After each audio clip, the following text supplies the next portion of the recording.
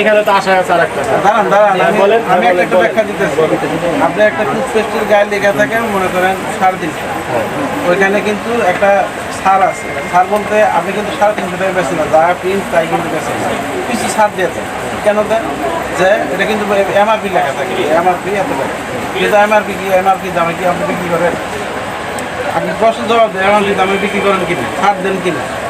আমি যে একটা টুথপেস্ট কিনে আপনার দোকান থেকে, যে ভাই আমার এটা এমআরপি আছে 350 টাকা, আমরা ছাড় আছে। পাইকারি দোকানে ছাড় আছে।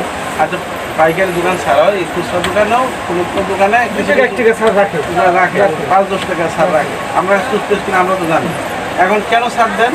যে আপনার এই সার্ভিস চার্জ, বিদ্যুৎ বিল, আদার্স আরও যে কস্টিং আছে সেগুলো মিলেই কিন্তু আপনি ভ্যালুটা আপনার করছেন কিনা। এখন ওই পারে বিক্রি করতেছে একটা ডালমুড়িওয়ালার দোকানের হিসাব করে আপনার সাথে মিলবে না। এই জন্যই তো বলছি যে সরকারের যখন যায় চেয়ারম্যান মেম্বারের কাছে যায়, এই এলাকার গণ্যমান্য লোককে আমরা গণ্যমান্যকে মার্কেট যেগুলো এগুলো আস্তে আস্তে ডে বাই ডে হচ্ছে। কারণ আপনি যখন বেচা কেনা হবে, কারণ ওই মার্কেটে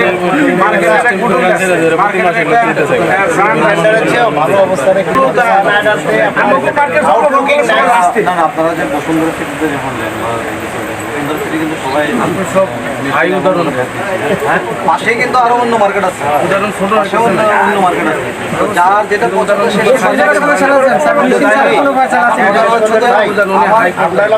সিঙ্গাপুর দিয়ে সুন্দর ভিতরের অবস্থানটা আমাদের কেউ জানতে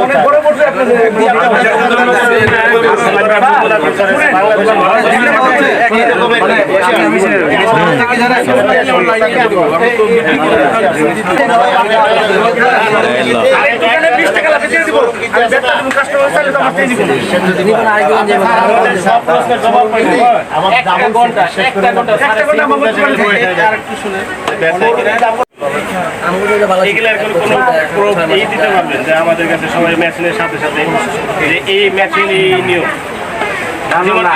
আমার মনের ক্ষোভটা আগে আমাদেরকে ব্যাট দিছে 500 বা 600 টাকা দিচ্ছে, এখন মনে হয় সেই ব্যাটটা আমাদের 1000-1500 বা 2000 যে আমরা খাতা পত্র মেনটেন করার দরকার, একজন লোক দরকার। এখন আপনি সেল করলেন ওই